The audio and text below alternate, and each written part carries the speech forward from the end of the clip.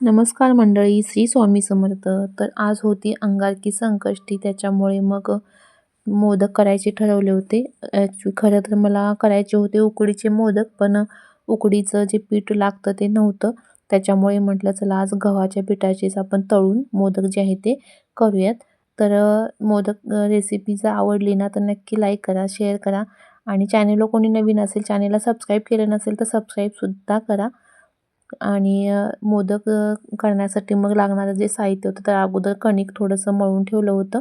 थोडंसं त्याच्यामध्ये मोहन घालून म्हणजेच मोदक जे आहे ते क्रिस्पी म्हणजेच खुसखुशीत व्हायला मदत होते. त्याच्यामुळे मग मग मी त्याच्यामध्ये थोडंसं पहिला मोहन घातलं तेल कडवून आणि मोहन घातलं आणि मग थंड पाणी घेऊन मळून थोडंसं एक अर्धा पाऊण तास म्हटलं भिजत ठेवावं व्यवस्थित. म्हटल्यानंतर एक अर्धा तास मी पीठ जे आहे ते आपलं ते कणिक तयार करून बाजूला ठेवून दिलं झाकण घालून त्याच्यावर.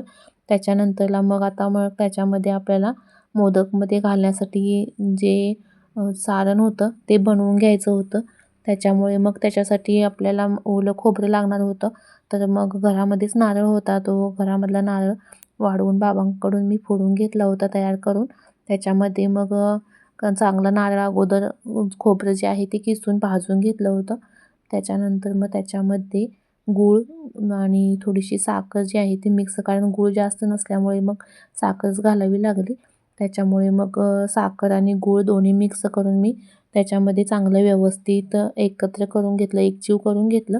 त्याच्यानंतर थोडीशी त्याच्यामध्ये इलायची पावडर जी आहे ती आपली इलायची पावडर घालून दिली, म्हणजेच आपल्याला फ्लेवरसाठी खूप छान लागतो. त्याच्यासाठी म्हणून मग हे अशा पद्धतीनं मग मी हे जे सारण आहे मोदकात घालण्याचं ते तयार करून घेतलं होतं. त्याच्यानंतर तयार करून घेतल्यानंतर पटकन म्हटलं आता अजून बरंच कामं आपली आवरायची होती. मोदक स्वयंपाक वगैरे आवरून मग पूजा पण करायची होती. त्याच्यामुळे मग पटापट अगोदर गोळे बनवून घेतले पिठाचे.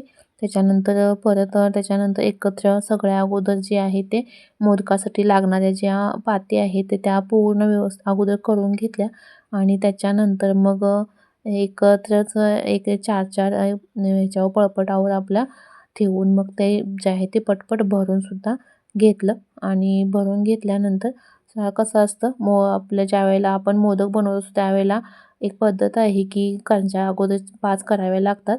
त्याच्यासाठी मग अगोदर करंज्या 5 आहेत त्या करून घेतल्या. त्याच्यानंतर मोदक जे आहे ते पटापट सगळे जे आहे ते बनवून घेतले त्याच्यामध्ये सारण वगैरे भरून. तर असं म्हटलं जातं की नैवेद्याला किंवा कोणतेही आपण करंज्या जर करंज्याचा सण करायचा असेल तर आपल्याला त्याच्या अगोदर पहिल्यांदा 5 मोदक करावे लागतात आणि मोदक करायचे असतील तर असं म्हटलं जातं की आपल्याला मोदक करतेवेळीसुद्धा करंज्या अगोदर 5 कराव्या लागतात. तर मी अगोदर करंज्या ज्या आहेत त्या करून घेतल्या होत्या. आमच्याकडे ह्याला करंज्या म्हणतात. काही काही ठिकाणी प्रत्येक ठिकाणी वेगवेगळी नावं आहेत त्याला. तर करंज्या अगोदर करून घेतल्या. त्याच्यानंतर मग जे मोदक आहेत तर ते तळायला मी सगळं घेतलं होतं. करंज्या पण तळतेवेळी अगदी खरपूस लालसर रंग येईपर्यंत आपल्याला ते तळून घ्यायचे आहेत, फ्राय करून घ्यायचे आहेत. त्याच्यानंतर मग कसं ते व्यवस्थित आपल्याला खाताना पण क्रिस्पी आणि जो फ्लेवर आहे तो व्यवस्थित छान लागतो. त्याच्यामुळे ते अगोदर करून घेतलं. त्याच्यानंतर मग मोदक जे आहेत ते पटापट जेवढे बसतील तेवढे मी त्याच्यामध्ये घालून तळून घेत होते. जास्त काही झाले नाहीत, कारण अगदी कमी पीठ होतं आणि जे सारण होतं ते पण जास्त बनलं नव्हतं. त्याच्यामुळे मग 25 ते 27 26-27 मोदक जे आहेत त्याच्यामध्ये बनले होते आणि पटापट सगळं अगोदर हे तळून घेतलं. आणि मोदक करतेवेळी आपण मोहन का घालायचं असतं, कारण त्याच्या म्हणजे जे कडक होत नाहीत अजिबात मोदक, अगदी खुसखुशीत असे क्रिस्पी होतात. त्याच्यामुळे जर कोणाला केली नसेल कोणी तर नक्की करून बघा. अशा पद्धतीनं खूप छान होतात मोदक. आणि जर आपल्याला उकडीचे करायचे असतील तर त्याच्यासाठी आपल्याला उकडच करून घ्यावी लागते पिठाची. पण गव्हाचे पिठाचे आपण ह्याचे पण जे आहे ते वाफवूनसुद्धा आपण हे मोदक शिजवून घेऊ शकतो वाफेवर. पण त्याच्यापेक्षा तळलेले जे आहे ते खूप छान लागतात, कारण खुसखुशीत होतात. त्याच्यामुळं खाताना पण ते अगदी आवडीनं खातात सगळे. त्याच्यामुळं मी अशा पद्धतीनंच करायचं असं ठरवलं आणि हे करायला घातलं होतं.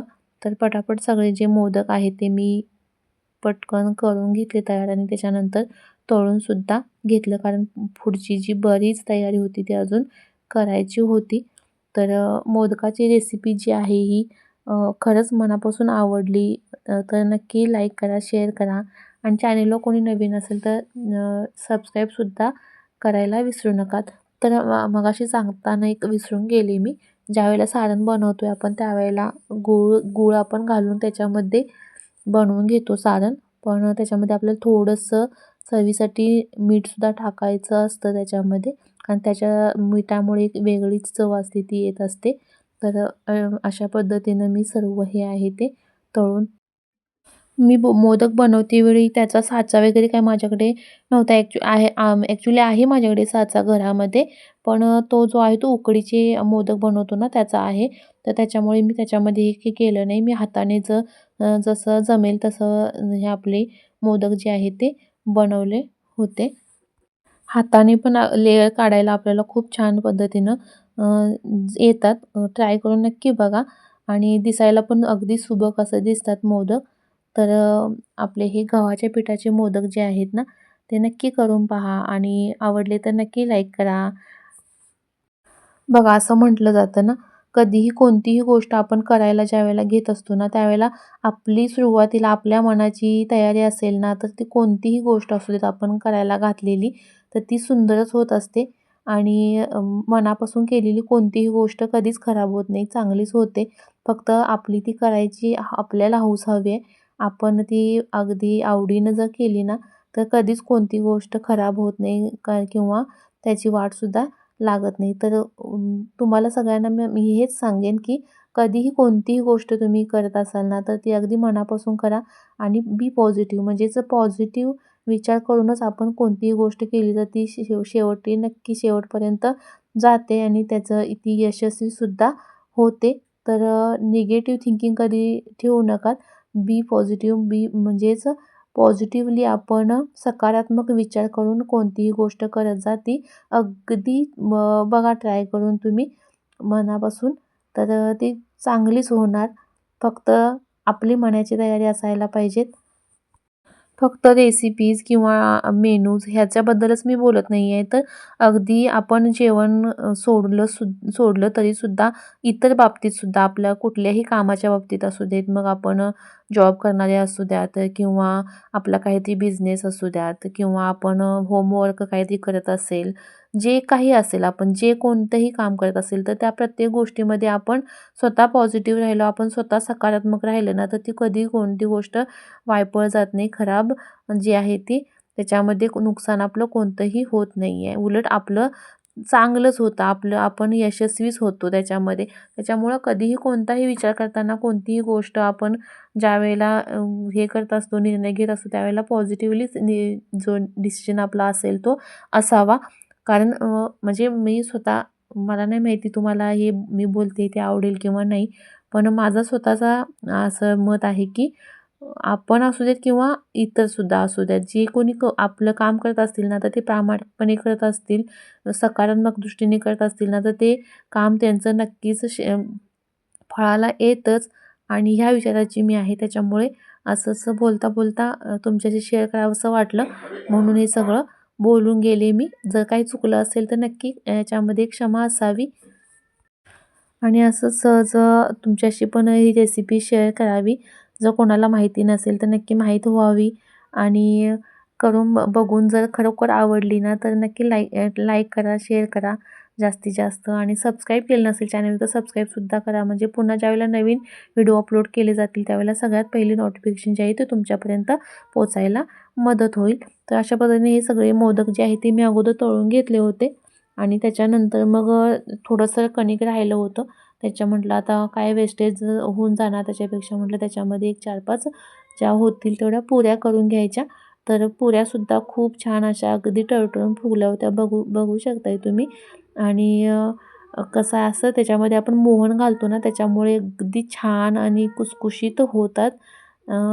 तर आजची ही जी रेसिपी आहे आजची मोदकाची गव्हाच्या पिठाच्या मोदकाची तळलेली जी फ्राय केलेली मोदक आहे ती नक्की आवडली ना तर खरोखर मनापासून एखादी कमेंट करा आणि तुमचा सपोर्ट तुमचा साथ असाच शेवटपर्यंत असू द्यात इतकीच माझी विनंती आहे तुम्हाला सर्वांना. तर आपण आजच्या या व्हिडिओमध्ये इथेच थांबूयात. पुन्हा भेटूयात नवीन व्हिडिओमध्ये नव्या माहितीसहित. तोपर्यंत न टाटा, बाय बाय. पण त्या अगोदर एकच सांगते, तुम्हाला या चॅनेलवर रेसिपीज सोडून बरेच काही यूट्यूबबद्दल जर यूट्यूब क्रिएटर कोणी असतील, वर ज्यांचं व्हायचं, एखाद्याचं स्वप्न असेल ना, तर त्यांनासुद्धा ह्याच्यावर बरेच नवीन यूट्यूबबद्दलची जी अपडेट्स आहेत, माहिती आहेत ना, ती भेटत जाणार आहे. तर नक्की चॅनेलला सबस्क्राईब करा आणि सपोर्ट असू द्या तुमचा. बाकी दुसरं काहीच नाही. भेटूयात पुन्हा आपण. तर मोदकाची रेसिपी कशी झाली, आवडली ना, तर नक्की शेअर करायला विसरू नका. तर धन्यवाद.